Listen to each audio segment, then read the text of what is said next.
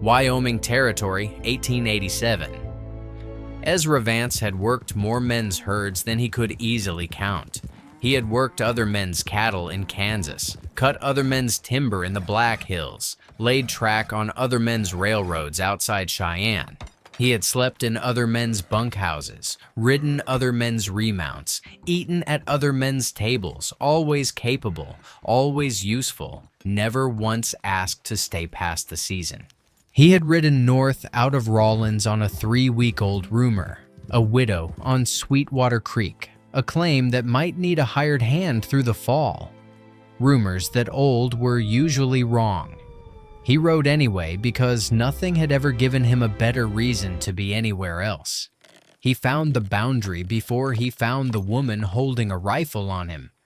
"That's my fence you're kneeling on." He turned slowly, hands visible. Naomi Whitfield stood 20 feet off, Winchester level and steady, like she'd done this before, and felt no need to apologize for it. 24, maybe 25. Dark hair pulled back hard against the wind, eyes running a fast, thorough accounting of him. Horse, saddle, hands, the axe he did not have. "Wasn't kneeling on it, ma'am, looking at it. Somebody took an axe to your posts. I know what happened to my posts." She didn't lower the rifle. "What I don't know is who you are." Ezra Vance heard there might be work up this way. She studied him a moment, then lowered the rifle, though she didn't sling it. "Heard from who?" "Man in Rawlins. Said a widow on Sweetwater Creek might need help through the fall." Something crossed her face at the word widow. Not surprise, but the tired weight of a woman who's had that fact announced to her by strangers one too many times. Word travels. Seems to. He nodded past her toward the ruined fence line. "Whose land is this, exactly?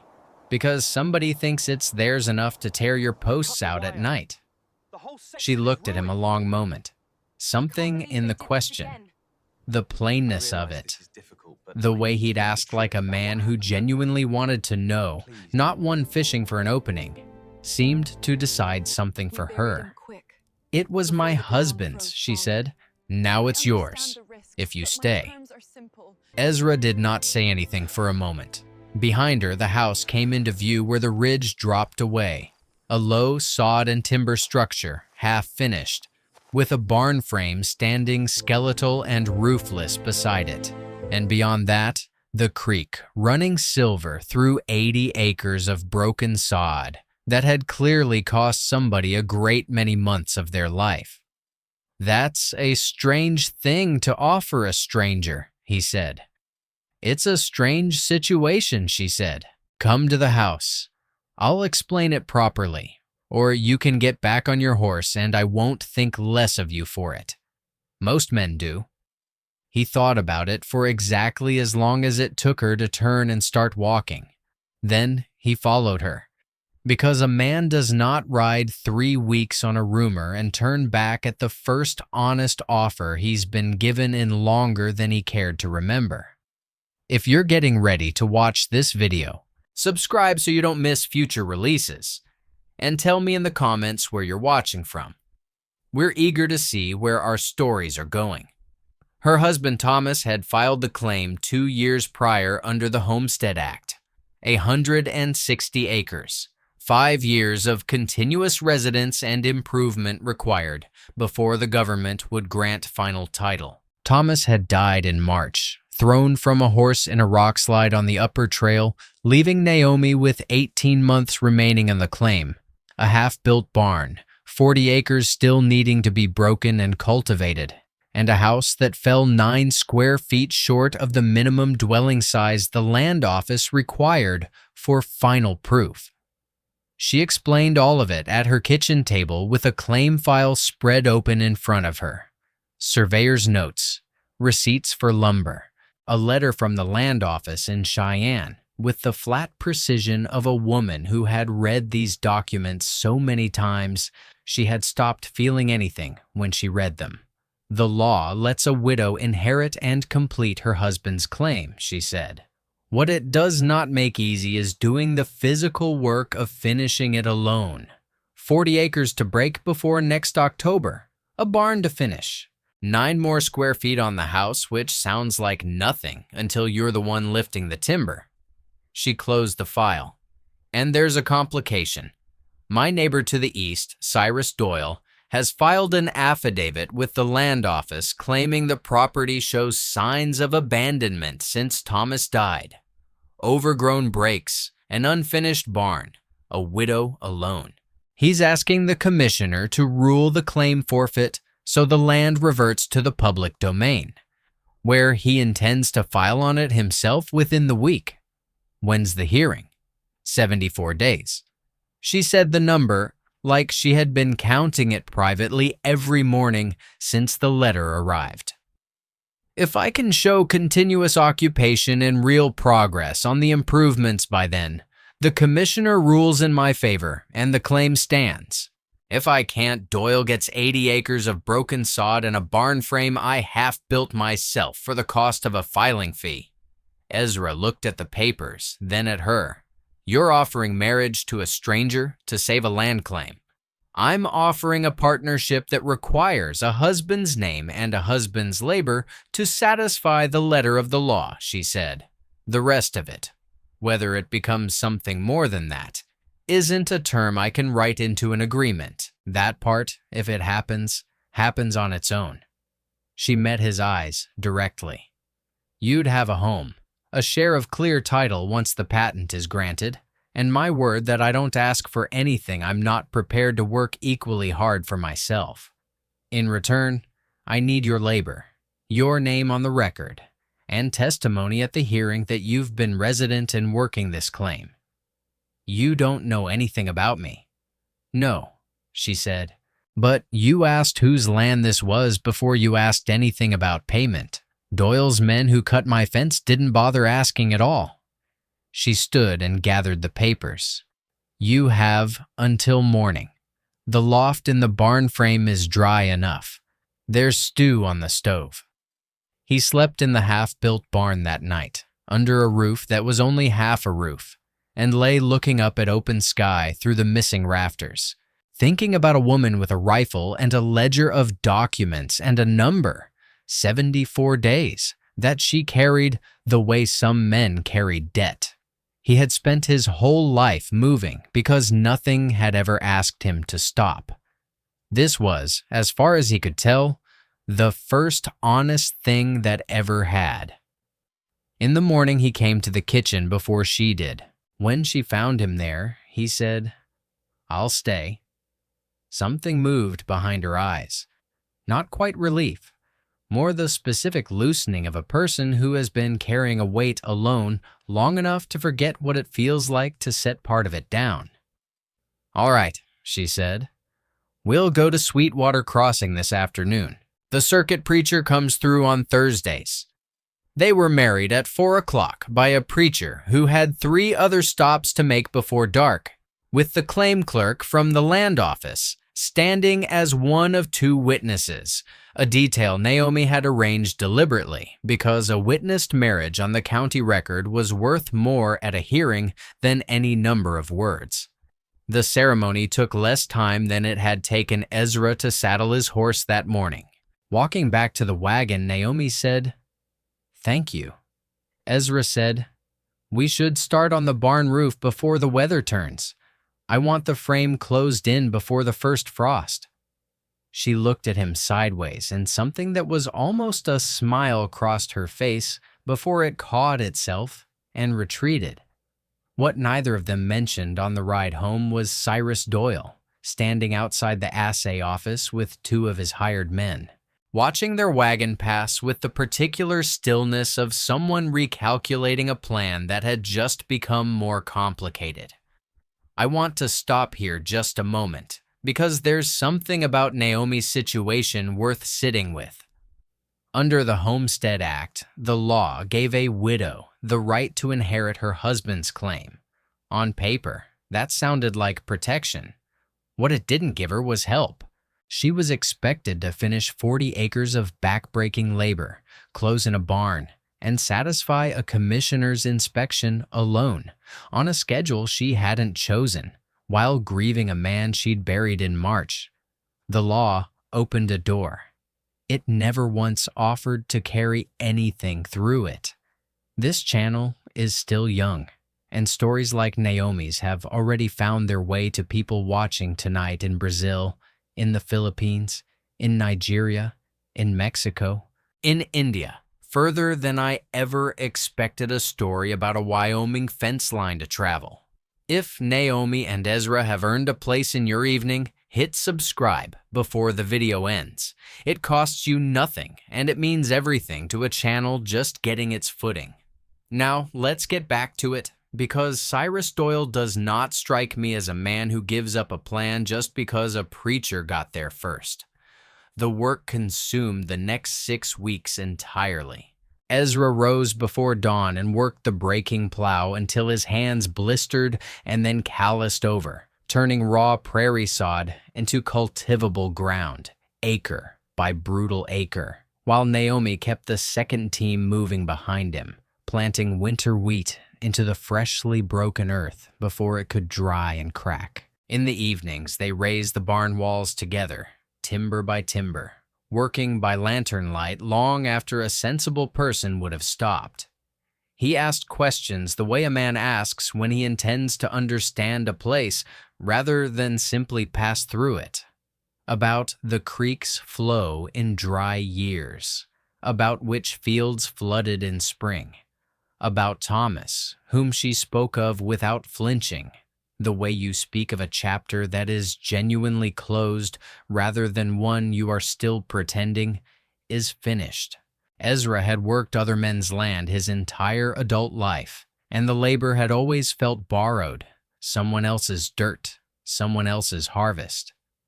The first time he drove a nail into the barn's new roof beam, he stopped and listened to the sound of the hammer blow travel out across the empty ridge. It came back to him differently than any echo he could remember. The trouble started properly in the second week of September. Ezra found the creek diverted on a Tuesday morning. Someone had dug a channel upstream in the night, redirecting half their water flow onto Doyle's side of the property line, leaving Naomi's newly planted acres dry at exactly the moment they needed water most. He rode the boundary and found the cut fresh and deliberate, and said nothing to Naomi until he'd already redammed it that same afternoon. "You should have told me," she said when she found the shovel marks. "I didn't want to hand you a fire before I'd already put it out," he said. She was quiet a moment. "That's not how partnership works, Ezra. I need to know what we're up against, whether or not you've already fixed it." He considered that and nodded, because she was right, and because it was the first time in longer than he could remember that someone had asked to carry a problem alongside him rather than simply be protected from it. 3 nights later, someone burned the hay they'd stacked for winter. Ezra woke to the smell of smoke and got most of it saved, but not all, and stood in the gray dawn afterward, looking at what remained. Roughly half a winter's feed, turned to ash and drifting ember. Naomi came to stand beside him in her nightclothes, with a shawl pulled tight against the cold. "He's not trying to run us off," Ezra said quietly. "He's trying to make sure we fail the inspection. Burned hay doesn't show up on a claim file. A widow who can't feed her stock through winter does." "Then we don't fail," Naomi said, and there was something in her voice that had not been there in September. Not fear, but a kind of settled resolve. The sound of a woman who had decided exactly how far she was willing to be pushed and had reached the end of it. They rode to Sweetwater Crossing the next morning, and Ezra stood in the sheriff's office and gave a full account. The fence, the diverted creek, the burned hay, while Naomi produced the claim file and Doyle's own affidavit of abandonment as evidence of motive. The sheriff, a tired, capable man named Hollis Reed, who had seen enough claim disputes to recognize the shape of one, took it seriously enough to ride out to Doyle's ranch himself that afternoon. Doyle denied everything, of course, standing on his porch with the calm of a man who has never once been made to answer for anything in his life. But Reed left him with a plain warning. The next incident on the Whitfield Vance claim would be treated as a criminal matter, not a boundary dispute, and Reed would be the one deciding which. It didn't stop everything, but it slowed it, which was, in its way, its own kind of victory. October brought the first hard frost. Then an early blizzard that arrived 2 full weeks ahead of anything the almanac had predicted. A punishing 2-day storm that dropped the temperature below zero and buried the half-finished barn roof under snow before the last of the shingling was done. Ezra spent the worst night of it up on the roof in the dark, securing a tarpaulin against wind that wanted to tear the whole structure apart, while Naomi held the lantern below and shouted directions he could barely hear over the storm. He came down near midnight with frostbite starting in 2 fingers, and she sat him at the kitchen table and worked the feeling back into his hands with steady, practiced patience, saying nothing except quiet instructions, her face doing the thing it did when she had decided a crisis was not going to be allowed to become a performance. When the color had mostly returned to his fingers, he looked at her working over his hands in the lamplight and said, "I've spent my whole life looking for a reason to stop moving." She glanced up. "Find one?" "Woman with a rifle and a ledger," he said, "and 80 acres that needed a fence fixed." Something in her face shifted, not quite a smile, but its close relation. "They're your hands too now," she said. "This is your land too." She went back to his fingers, and neither of them said anything else, and it was, in the particular quiet of that kitchen, with the storm still working itself out overhead, the most comfortable either of them had felt in a very long time. The 74 days ran out on the 3rd Tuesday of November, and the hearing was held in the land office at Sweetwater Crossing, before Commissioner Aldous Farrow, a careful, unhurried man who had presided over more contested claims than he could easily count, and had learned, in the process, not to trust the first version of any story he was told. Doyle brought 2 witnesses who testified, under careful coaching, that the Whitfield Vance claim had shown signs of neglect through the spring and summer. Naomi and Ezra brought something Doyle hadn't accounted for. 6 neighboring homesteaders, people who had watched Ezra break 40 acres of sod from their own porches and fence lines, who stood in Farrow's office one after another and testified, plainly and without dramatics, to exactly what they had seen with their own eyes. A barn built board by board, a widow who had not once stopped working her husband's land, and a fence line cut in the night by men nobody in the county had any trouble naming, even if they hesitated to say the name of the man who'd sent them. Farrow listened to all of it without expression, examined the claim file, the improvement records, the freshly broken and planted acreage Ezra had documented with dated photographs from a traveling tintype man he'd paid out of his own pocket in October, and ruled, without much need for deliberation, that the Whitfield Vance claim showed clear and continuous improvement, and that Doyle's affidavit was, in his words, without sufficient merit to warrant further consideration. Doyle left the hearing without a word to anyone. He did not trouble the claim again, whatever calculation he had been running. It seemed the arithmetic had finally stopped favoring him. Walking out of the land office into the cold, bright afternoon, Naomi stopped on the steps and looked back at the building, then at Ezra beside her. "Whose land is this?" she asked, and there was something almost playful under the question now, an echo of the first thing he'd ever said to her, out by that broken fence line in September. "Ours," he said. "Has been for a while now. Just took the government a little longer to agree." She laughed, a real laugh, unguarded, the kind he hadn't heard from her since the day he'd arrived, and reached for his hand. And they walked to the wagon together, like two people who had stopped counting the days on a calendar and started simply living inside them. The patent arrived by mail in the spring, a single sheet of government paper with a federal seal that turned 18 months of frozen fingers and burned hay and shovel marks in the dark into 160 acres of clear, undisputed title. Naomi read it twice at the kitchen table, then set it down and looked out the window at Ezra working the east fence line. The same fence, rebuilt twice now, standing straighter than it ever had under Thomas. She thought about the man who had knocked nothing, asked a plain question, and stayed anyway. She thought about 74 days that had somehow turned into something closer to a lifetime. Ezra Vance had spent 30 years learning how to leave a place before it could ask anything of him. Naomi Whitfield had spent 2 years learning how to hold on to a place that kept trying to be taken from her. Somewhere in between a broken fence line and a government seal, they had built something neither one of them had entirely meant to build, and found, each in their own way, that it was exactly the kind of trouble worth staying for. That's the whole story tonight. A woman who asked a stranger to stay when she had every reason to expect he'd ride on by morning.